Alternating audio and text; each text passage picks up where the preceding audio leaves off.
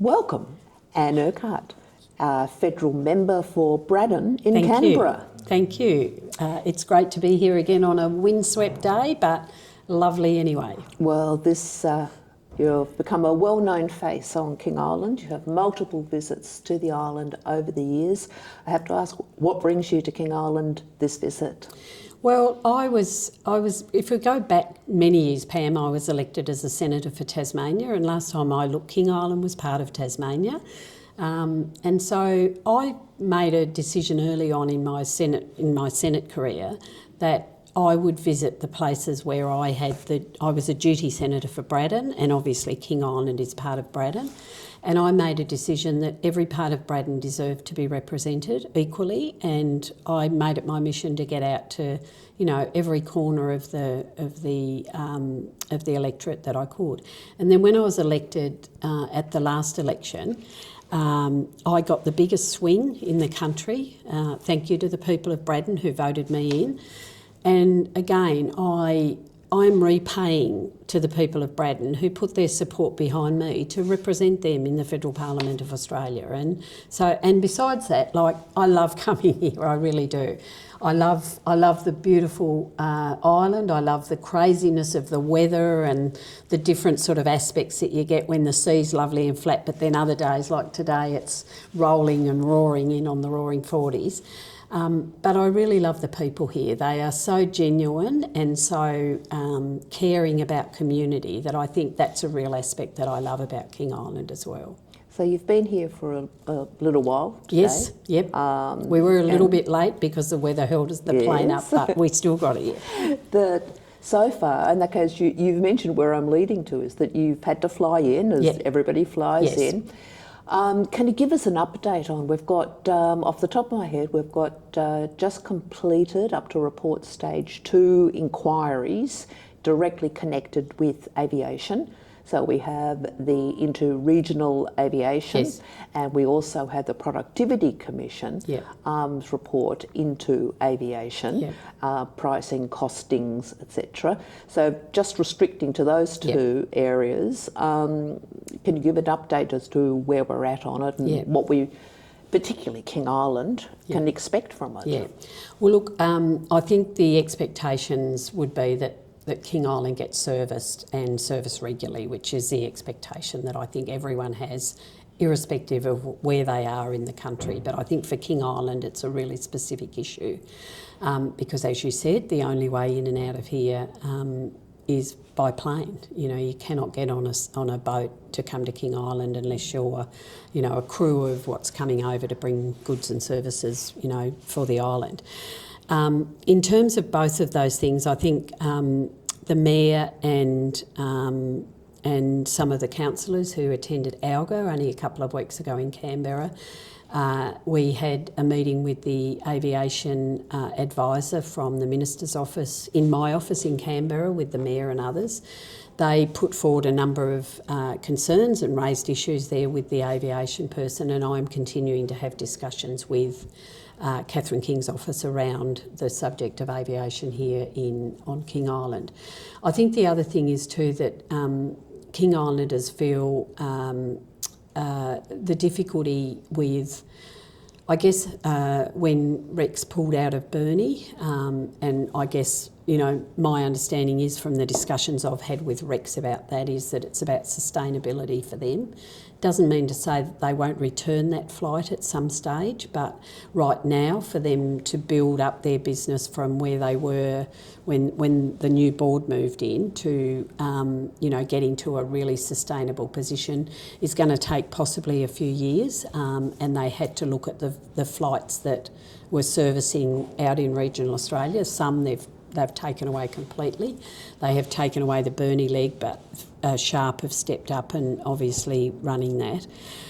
There's still more work to do, obviously, around King Island. But one of the things, I've been talking to tourism operators specifically this morning, and some of the things I've raised with me are exactly the issue that you've raised around, connectivity and getting to the island, particularly for tourism people, but for the residents as well, who need to get on and off island.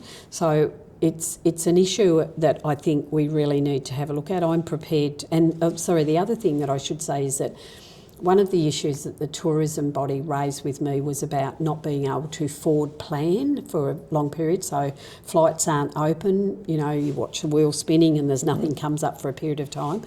And you might want to book to come to, you know, the island, say in 6 months' time, but the bookings aren't open. So I'm going to raise that with Rex and Sharp and see whether or not they're prepared to open more bookings at a further rate so that there can be a bit more security of people who might want to come here for a holiday or some tourism adventures or whatever, and be able to book with security rather than think, oh, well, I can't get on, so I'll just go somewhere else. So we've really got to try and make it as as easy but as long out as we can. But I think the other thing is too, we've got to make sure that the flights are full, because people, you know, the airlines won't keep running if the flights aren't full. So we've got to make sure we get people here from mainland states or wherever to come to King Island for tourism, but also from Tasmania. But we've also got to make sure that there's space for people who live on the island to be able to go off. And one of the issues that has been raised with me around particularly medical visits, where people have had to go to Burnie for maybe a day procedure, but the flights are a little bit funny, so they've had to stay 2 or 3 days. So there's a lot of that sort of, if you like, it's insecurity of being able to know that you can get on and off at a specific time, but having to stretch things out because you can't fit it in the flight pattern. So there's still work to be done on those things. Would the federal, I've looked around the world globally, and what do other islands do? Yep. And it's quite clear that Scotland, England, just to mention two, multiple, Ireland, Japan, many, take the ownership of the aviation with islands where it is the only link to be able to get on and off. So would the federal government, your federal government, have appetite to actually subsidise in certain cases? We do have already, at the moment, the conversation tends to be linked. King Island, Tasmania, what's the Tasmanian state government to do? There's no discussions with the state of Victoria, and yet the flights go into Victoria. So yep. Because we're part of Tasmania, we focus that way. But elsewhere in the world, when it comes to an island economy, the nation itself takes over So would the federal government have appetite to be able to look quite specifically at places like King Island to subsidise? Well, look, I can't speak on behalf of the Minister, obviously, but I'm raising these issues, you know, all the time. One of the, and I mean, I haven't done as much work as what you've done clearly around the world, but I know one of the things that we have here in Australia is we are a federation of states that have cobbled together. We have a constitution, and under the constitution there are responsibilities that fall to states and there are responsibilities that fall to the federal government. And those are clearly outlined, and there's constitutional arrangements around what you can and can't do. But it is something that, is an ongoing discussion, both with the Mayor and people from King Island to the Federal Minister. As I said, I won't speak on behalf of the Minister, but it's something that I raise constantly about the pressures that are on King Island particularly, and Flinders to some degree as well, because they face the same issues, but because King is within my jurisdiction and my electorate, then that's the one that I obviously go and bang the drum on. So I think there's lots of discussions happening around aviation, around the airport and a whole range of things, and they will continue, and I will continue to raise those things with the Minister. So do you know, off the top of your head, I know that the inquiries that we've mentioned are at the reporting stage. Yeah, look, I'm not sure about the whether they've reported or not, or whether the report's been released. That's something I'd have to follow up. I'm happy to get that info for you. But I think the Senate inquiry, I don't know that that's... I don't think that's reported yet from memory. The other ones I'm not sure. I don't think they've reported yet.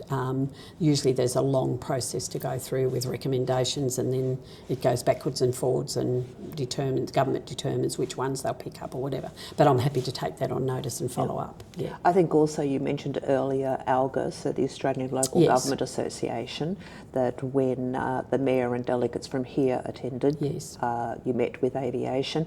One thing that appears to have come out, there was a review that was done, commissioned by the Australian Airports Association, which was part of their submission to the inquiries we've mentioned, which came through very clearly that the issue of airports, council-owned airports, it was interesting to find, doesn't matter where that council-owned airport is, the amount of debt that they carried was, all of them were very, very close.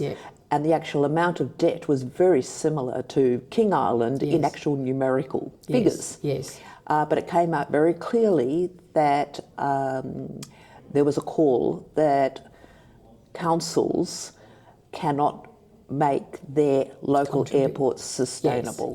They need federal support. So that came out, plus also slightly moving is that within the meetings for ALGA was that councils are wanting a bigger share of the pot. That there is not enough money coming from federal to maintain a local government system. So have you got any comments? So the one comment I'd made is I've actually had discussions with the council this morning, so we've been to the GM and the Mayor and the Deputy Mayor around the that funding for the airports, and locally, you know, there's not many. Well, I think in Tasmania, King Island is probably the only local government that actually owns the airport within Tasmania. And it is, with a smaller rate base like King Island's got, it's obviously an issue because a lot of the cost goes to maintaining the airport and keeping the airport open, paying people and a whole range of things. So that there are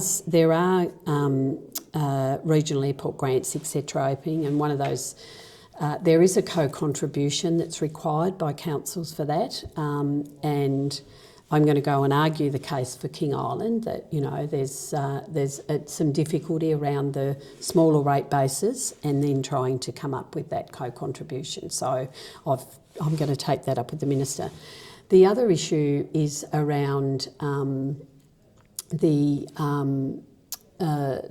airports, and now I've just completely lost my train of thought. What was the second point you made? The second point was ALGA. ALGA. The amount of money coming to councils. That's right. So, and I went off on a different tangent, but what I was going to say is that I'm actually on the Regional Development Committee of the House. It's a House committee within Parliament. We're actually doing an inquiry at the moment around the financial sustainability of local governments. The committee has travelled fairly widely. It's coming to Launceston, I think, sometime in August, which I'll be at those hearings. And I've raised that with the Mayor, and they'll be represented, I think, by Cradle Coast Authority at those hearings as well. And that is about local governments having a submission, coming and giving evidence around the income or the money that they get from federal government, the money that they get from ratepayers, and is that financially sustainable? Are there areas that need to be looked at? So that's an ongoing inquiry that we have through a House of Representatives committee in Parliament. How confident, we've mentioned multiple inquiries, all, so it's for King Island it's systemic. Aviation is tied with local government, which is tied with our productivity of the economy, so agriculture and tourism and whichever sector is. How confident are you? And I know you can't preempt a report, I understand that, but how confident are you is that there are going to be outcomes that King Island is going to benefit from? Yeah, well, that's a bit like sort of looking into a crystal ball, really, because I couldn't tell you that. But I think, there are reports, and I know it's very frustrating when people hear, well, we're doing a report, or we're doing a report, or we're doing a report. But I think to be able to get good outcomes, you do need to hear from people, you need to hear from experts, you need to hear from organisations and others. I think certainly from the time that I've been in government, when there are reports done, significantly a lot of the recommendations that come out of those reports have been adopted by government. Now, I can't preempt what's going to be in these reports and what we will pick up, but I think, you know, we when we go off and start, you know, a reporting process, I think there's enough evidence to say, well, we're seriously thinking about this matter. We want to give it due course and proper, you know, we want to have a proper thought process about what we can do, but we want to hear from people so we can then weigh up what can we do, what is the cost, because cost is always obviously a basis for what you can and can't do. So without, I don't know what's going to be in these reports, so I can't preempt that. But a report would go to the minister. But I can say what I will do is I will always fight for a better outcome for the part of Tasmania that I represent, and King Island's included in that. Last one briefly, as we said, it was systematic. The other is the TFES. Yes. Where are we at? Yes, so very interesting. I had a briefing from the two people who run the TFES inquiry, and they are finalising a report with recommendations that will be going to the minister, I think, hopefully within maybe the next month or couple of months. They didn't give me a definite time frame on that.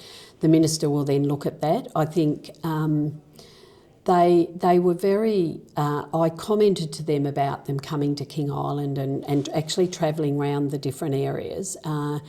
And they were really excited to do that, but also very pleased by the reception that they got and the input that people put into and the effort that people put into the job that they were doing. So it is, it's not final yet, but it's not too far away. So, and I'm hoping for, you know, some reasonable outcomes that will assist with shipping and the freight equalisation costs. So basically we have very important reports Yep. that are all about to be delivered. So could you say that King Island should be optimistic in the last quarter of this year that we may have some very pleasing outcomes? I would love to be able to say that, but I don't know the process of what happens. But what I can say to you is that I will certainly be pushing for good outcomes, but I'll be pushing for a reasonable time frame as well. I can't tell you when that will be, but I will. I meet regularly with ministers. They know who I am, they know when I'm coming, and I am consistently following up with them. So I will give people a guarantee that I will get on their case and make sure that we get outcomes that are good, but also outcomes that are timely. And Urquhart, thank you for your time. Thanks, Pam.